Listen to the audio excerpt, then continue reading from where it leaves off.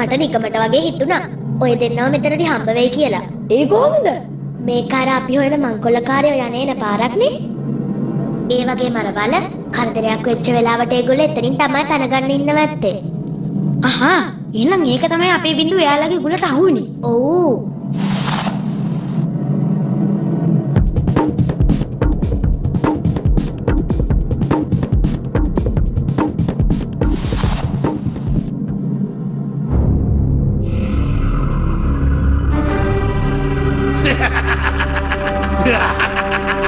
ඒ කවුද උඹලා? කොහොමද ඇතුළට ආවේ? කොහෙද මේ රාජකුමාරය එක්කගෙන යන්නේ? ආ මොකද කියන්නේ? මෙයාලට කියලා දෙමුද? හරි. ડોක්ටර් බලන්න මේ වතුර කතා කරනවා. එතකොට මෙයා තමයි අර කියන පල් හොරා. ඇයි කොල්ලෝ දැනගත්තයි කියලා මාව රජතුමා ගාවට බැඳලා අරගෙන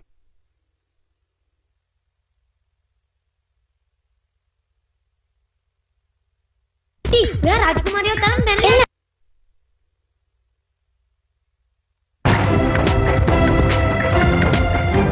මම හිටු.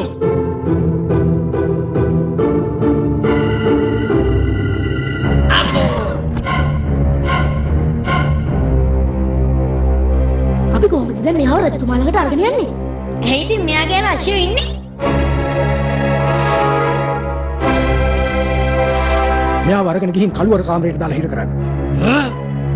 ඔයාලා කට්ටිය එකතු වෙලා කලේ බොහොම නිර්භීත වැඩක්. කැමති දෙයක් ඉල්ලන්න. රජතුමනි මට මුකුත්ම ඕනේ නැහැ. වෙලාව ආවහම අපිට ඕන දෙයක් අපි ඉල්ලන්න රජතුමනි.